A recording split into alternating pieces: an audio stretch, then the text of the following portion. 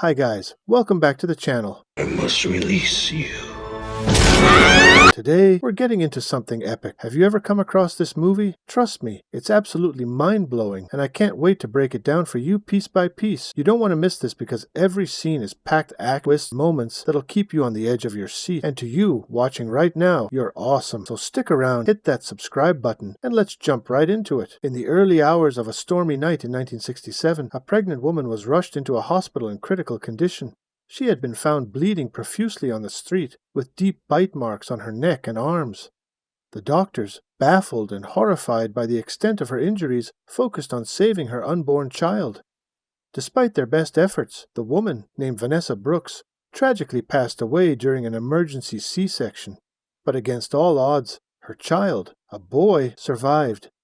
The infant would grow up to become the man known as Eric Blade Brooks, a name that would strike fear into the hearts of vampires worldwide. 30 years later, Blade had become a relentless vampire hunter, a half-human, half-vampire hybrid.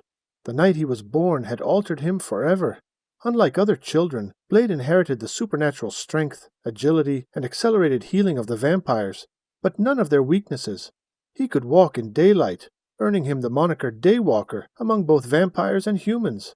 His only curse was an insatiable thirst for blood, a burden that weighed heavily on him. For years, Blade had honed his skills, dedicating his life to eradicating the very creatures responsible for his mother's death. In a dark, neon-lit city, where the lines between predator and prey blurred, Blade stalked the shadows, leaving behind a trail of blood and ash wherever he went.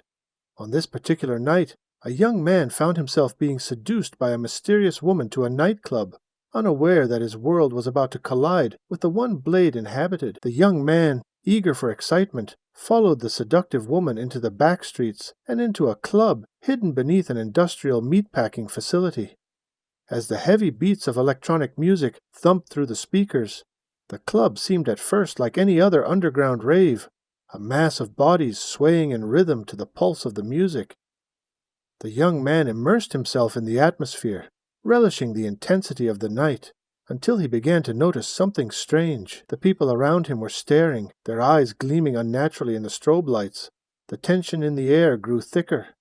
As he bumped into the club's owner, a pale, sinister figure named Deacon Frost, a creeping feeling of unease washed over him. Suddenly, the sprinklers above burst, spraying what appeared to be water. But as the crimson liquid drenched the crowd, the young man realized with horror that it wasn't water, it was blood. The clubgoers around him transformed, their fangs extending, their eyes glowing with hunger. He was in the midst of a feeding frenzy, surrounded by vampires. In the middle of the chaos, a figure clad in black armor strode in with a deadly purpose. Blade. The vampire hunter drew his weapons, a sword shimmering with silver, and custom-made firearms loaded with silver bullets. His entrance was swift, brutal, and efficient. As the vampires turned their attention to him, he began slicing through the crowd with precision and ease, dusting them one by one. Blood, both human and vampire, splattered across the walls and floor as Blade fought his way through the carnage. His primary target was Deacon Frost's right-hand man, Quinn, who had a reputation for surviving even the deadliest of wounds. The confrontation between Blade and Quinn was intense, but it ended with Quinn horribly burned after Blade pinned him against the wall and set him on fire with an ultraviolet light weapon. The remaining vampires fled, leaving their wounded comrade behind. Just as Blade prepared to finish Quinn off, sirens wailed in the distance. The police arrived on the scene, and Blade had no choice but to retreat into the shadows. He disappeared as quickly as he had come, leaving behind only destruction and confusion. Quinn's charred body was taken to the local hospital for examination. The medical staff, unaware of the true nature of their patient, believed he was dead. However, while being prepped for autopsy, Quinn awoke, his vampire instincts taking over. He brutally killed the medical examiner, sinking his fangs into the man's neck and drinking deeply. In the chaos that followed, Quinn attacked a nearby resident hematologist, Dr. Karen Jensen.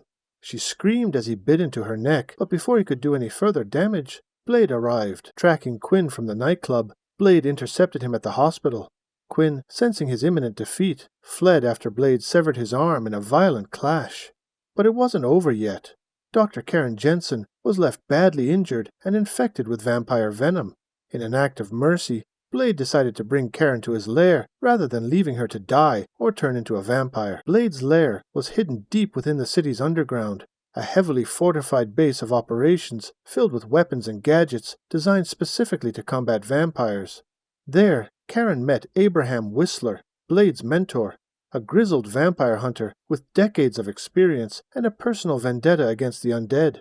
Whistler, a hardened man who had seen too much, had taken Blade under his wing when he was still a young boy, teaching him how to fight, how to kill, and, most importantly, how to resist the bloodlust that constantly gnawed at him. Karen, still weak from the attack, was treated with a garlic-based serum designed to halt the vampiric infection in its early stages. As she lay recovering, Blade and Whistler explained the dark truth about the vampire underworld. Vampires had existed for centuries, hiding in plain sight. They controlled large portions of society, police, politics, finance, and entertainment, all while living secretly among humans. The vampire nation was divided into different houses ruled by ancient bloodlines. One such house was the House of Erebus, governed by elder vampires who believed in subtlety and control, manipulating humans from the shadows. Deacon Frost, however, was a rising force within the vampire community.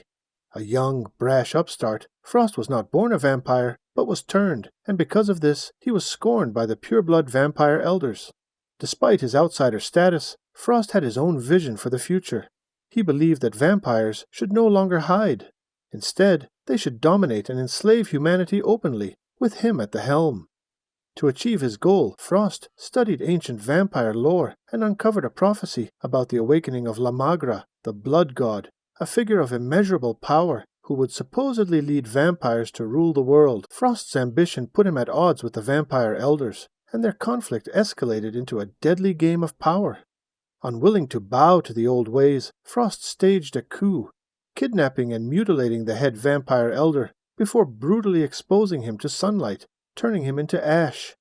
Frost took control of the House of Erebus, imprisoning the remaining elders to ensure they could no longer oppose him. Now, with the elders out of the way, Frost moved forward with his plan to awaken La Magra. Meanwhile, Blade, unaware of the extent of Frost's machinations, continued his war against the vampire underworld. After numerous skirmishes with Frost's minions, including Quinn, who returned with a cybernetic arm, and Mercury, Frost's sadistic lover, Blade learned the shocking truth about his origins. Whistler, sensing Blade's growing suspicions, explained that his mother, Vanessa, had been attacked while she was pregnant with him. She was bitten by a vampire, and that vampire was none other than Deacon Frost. The realization that Frost was responsible for his mother's death sent Blade into a rage. But there was little time to process this revelation, as Frost and his crew launched a surprise attack on Blade's lair.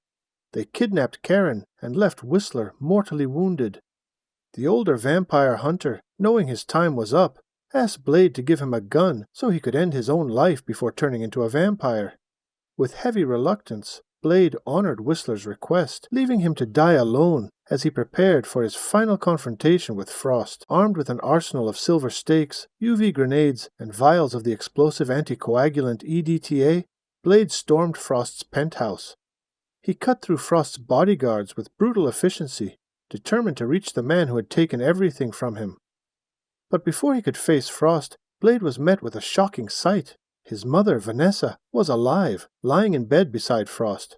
She revealed that Frost had turned her into a vampire after biting her all those years ago. Blade's world was shattered. Frost taunted him, calling Vanessa and himself Blade's true family.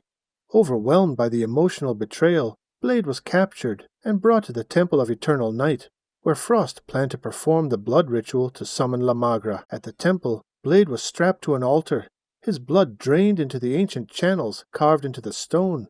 As the blood flowed, Frost gathered his vampire minions, including the imprisoned elders, and began the ritual.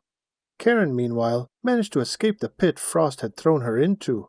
She found Blade, weakened and near death, and did the only thing she could to save him. She offered her own blood for him to drink. Blade, desperate to survive, fed on her, regaining his strength and his powers. With renewed energy, Blade tore through the temple's guards, cutting down everyone in his path. As Frost completed the ritual, he gained the powers of La Magra, transforming into a being of immense strength and invulnerability. Mercury, Frost's lover, attempted to stop Blade, but was swiftly killed by Karen, who had armed herself with a shotgun and a concentrated garlic spray. The final showdown between Blade and Frost was brutal. Frost's new abilities made him nearly impossible to kill. He regenerated instantly from any wound Blade inflicted, but Blade, always resourceful, found a way to turn the tide. Remembering the explosive reaction of EDTA with vampire blood, Blade injected Frost with multiple vials of the anticoagulant. Frost's body began to swell and contort as the EDTA reacted violently with his blood, causing him to explode in a gruesome eruption of flesh and gore. With Frost and his plans for world dominance destroyed, Blade and Karen left the temple. Karen, grateful to be alive, offered Blade the cure she had developed to rid him of his vampiric nature once and for all. But Blade refused. He knew his mission wasn't over. The war between humans and vampires would never end, and as long as vampires threatened the world, Blade would continue to hunt them. He asked Karen to instead work on perfecting a better serum to control his thirst, so he could keep fighting. In an epilogue, Blade, ever vigilant, was seen in Russia, observing a vampire as it prepared to attack a woman. The war had spread beyond the United States, and Blade was ready to take his fight across the globe. His mission was clear. He would continue hunting vampires until none remained. Thanks for watching, guys. See you again. Don't forget to subscribe.